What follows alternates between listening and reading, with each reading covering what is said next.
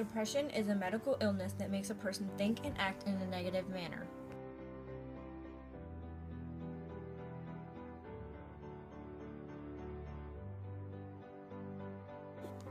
Some symptoms may include sad, depressing moods, trouble sleeping, loss in appetite or energy, feeling worthless or guilty, and thoughts of death or suicide.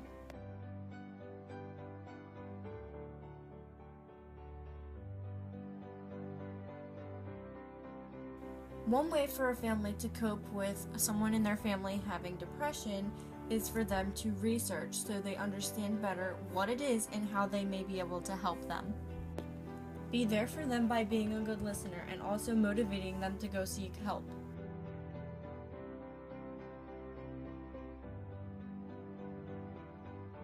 One thing to remember is to always be patient because recovery is a process and will not happen right away. Something else to keep in mind while helping someone who's depressed is to think about yourself. You have to keep yourself happy because your emotional strength will also help them in their long-term support. Encourage them to exercise because by doing so, they will live a happier and healthier life.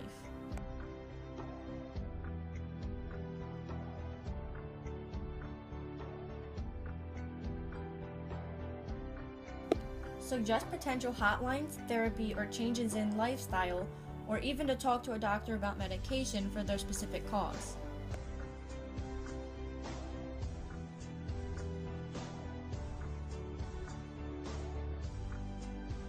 Depression is not an illness that can be prevented. However, the depressed moods that you can get can be avoided.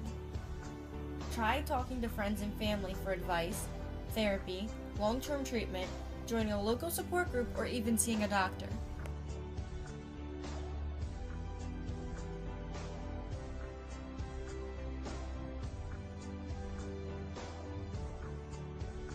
People who eat unhealthy food and junk foods are 58% more likely to be clinically depressed because they lack the key nutrition that's needed to allow their body and mind to function properly. Metals such as lead, mercury, and cadmium build up in the body, and it doesn't take a large amount of it to cause long-term damage. People learn to deal with their emotions by learning to tolerate them rather than letting them out, which could lead to people feeling anxious or scared to feel happiness because they're not used to it. Looking for happiness in things that can't provide happiness just leads to people trying to find more things to fill the void, which only worsens their depression. Exercise helps to lower stress and keeps a person happier and healthier. Moving the body releases feel-good endorphins, helps with detoxification, and have calming effects, but 80% of people do not exercise regularly. The natural flow of emotions cleanses the feelings from the body and allows the person to recover, which is why they tend to feel better after crying.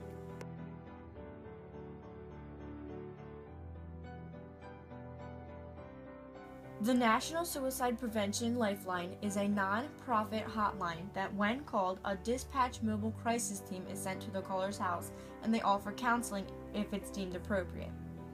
The caller may also be brought back to the agency for future holding and counseling if they find that the caller's safety is in jeopardy. The Trevor Project is another hotline that offers confidential counseling and allows them to share their day and feelings with them. They also offer group crisis intervention, so if a caller wants to talk to someone with the same crisis as them, they have that ability.